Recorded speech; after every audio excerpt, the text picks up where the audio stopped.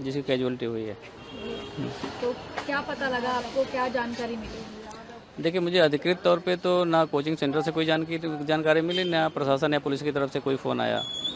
लेकिन मैं न्यूज़ देख करके खुद ही जा करके वहाँ पे अप्रोच किया।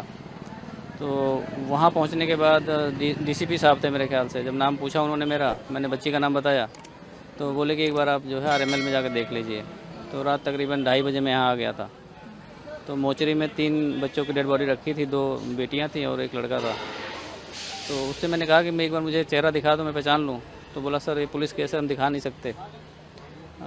फिर बोला एक पेपर है मेरे पास, आप उसको देखना चाहें देख लें। तो उनमें 3 बच्चे थे, एक श्रेया यादव भी नाम लिखा हुआ था। तो फिर मेरी इतनी हिम्मत नहीं हो रही थी मैं उसके अंदर जाकर देखूँ भी, मेरी स्थिति ऐसी नहीं थी। फिर मैं बाहर आके गाड़ी में बैठ गया। फिर सुबह तकरीबन 6 बजे, साढ़े 6 बजे के बाद दोबारा गया मैं। तो मैंने कहा भैया आप तो दिखा दो, रात में तो आप मना कर रहे थे, रात में नहीं दिखा सकते। तो बोले अभी जब तक पुलिस नहीं आएगी, आईओ नहीं आएंगे, तब तक हम नहीं दिखा सकते। तो मैंने कहा चलो कोई बात नहीं, इतनी बात मेरी इनसे हुई। आपको जैसा आप टीवी देख रहे थे, क्या आपको जानकारी मिली जब आपने देखा? क्या था मतलब अराउंड? हाँ, कितने मैंने बजे का समय था जब? मैं जब न्यूज़ देखा तो तकरीबन 11:15 का समय था।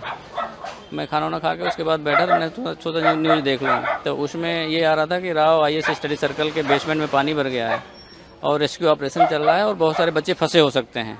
करीब 20-22 बच्चे बाहर निकाले गए हैं। तो उसमें फिर कैजुअलिटी की एक आ गई खबर कि एक बच्ची की कैजुअलिटी हो गई।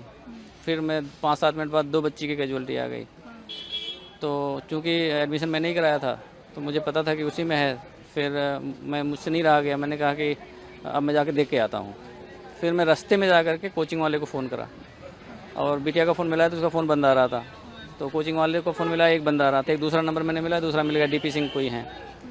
तो डीपी सिंह से मैंने पूछा, मैंने कहा कि क्या आपके कोचिंग में इस तरह कोई घटना हुई है? बोले हाँ हमारे कोचिंग है, रेस्क्यू ऑपरेशन चल रहा है। तो मैंने कहा मेरी बिटिया का एडमिशन हुआ है, श्रेया यादव, क्या वो भी तो नहीं है इसमें? तो बोले सर अभी नाम तो नहीं बता सकता, पर 2 कैजुअलिटी हुई हैं, 3 कैजुअलिटी हुई हैं, 2 बेटी और 1 बेटे की हुई है। मतलब बहुत ही मिसमैनेज लग रहा था। तो मुझे लगा कि पहले मैं जाके पीजी में देख लूँ उसके, क्योंकि पीजी मैंने दिलाया था, मैंने रखवाया था। तो मैं पीजी में करीब 1 बजे पहुँचा। तो 1 बजे जब पहुँचा वहाँ देखा तो उसके रूम में ताला लगा हुआ था। तब मेरा डाउट और हो गया कि फ़ोन मिल नहीं रहा है, रूम में ताला लगा हुआ, रात 12-1 बज रहे हैं, तो अगर होती तो यहीं आती। फिर मैं दोबारा वापस आया, वहाँ डीसीपी साहब से मैंने पूछा तो उन्होंने बताया कि आप एक बार आरएमएल के में जाके मोचरी में देख लीजिए। तो मैं करीब 2:30 बजे से यहाँ हूँ रात। मतलब बहुत ही मिसमैनेज लग रहा था। तो मुझे लगा कि पहले मैं जाके पीजी में देख लूँ उसके, क्योंकि पीजी मैंने दिलाया था, मैंने रखवाया था। तो मैं पीजी में करीब 1 बजे पहुँचा। तो 1 बजे जब पहुँचा वहाँ देखा तो उसके रूम में ताला लगा हुआ था। तब मेरा डाउट और हो गया कि फ़ोन मिल नहीं रहा है, रूम में ताला लगा हुआ, रात 12-1 बज रहे हैं, तो अगर होती तो यहीं आती।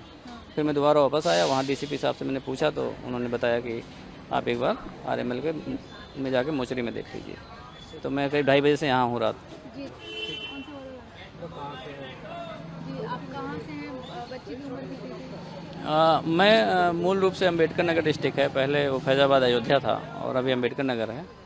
और वो मेरी भतीजी है, श्रेया नाम है उसका, और मैं यहाँ गाज़ियाबाद में रहता हूँ खुद। तो कितने महीनों पहले कराया था आपने? 4-5 महीने हो गए, मई जून में एडमिशन उसका कराया था मैंने। अभी क्या माता पिता को बता दिया है कौन कौन परिवार से आ रहे हैं? नहीं, आने का तो कोई नहीं आएगा परिवार से जो अम्बेडकर नगर में है। यहाँ पे मेरी सिस्टर रहती हैं और मेरी धर्मपत्नी खुद हैं। बाकी जो मेरे और सर्कल के लोग हैं, मेरा भतीजा रहता है, तो लगभग आधी फैमिली यहीं है, वो सब लोग आ रहे हैं। बाकी गांव वाले जो आने के कह रहे हैं, मैंने उनको मना कर दिया कि हम वापस वहीं आएंगे। क्या कहेंगे, क्योंकि काफ़ी उम्मीदों से आपने आईएएस बनने के लिए भेजा था और ये खबर सुनने को मिली, तो क्या कहेंगे? देखिए मैम, ऐसा है कि इस तरह की घटनाएं जब होती हैं, मतलब किसी वजह से किसी की जान चली जाए, बिना किसी कारण की जान चली जाए किसी की, मतलब बदइंतजामी से, और एक जान की कीमत तो वो जानता है जो माँ बाप जिस बच्चे को पैदा करते हैं, पालते पोसते हैं, बड़ा करते हैं, तो उसकी पीड़ा तो वही जानते हैं। अब जो सिस्टम की जिम्मेदारी है, वो सिस्टम को अपनी जिम्मेदारी को लेना चाहिए। और प्राइमा फेसिया मेरी ये डिमांड है कम से कम कि जो कोचिंग के ओनर हैं उन पे गैर इरादतन हत्या का मुकदमा ज़रूर दर्ज हो, ताकि जितने और कोचिंग सेंटर्स हैं, चाहे मानक से बनने या नहीं बनने,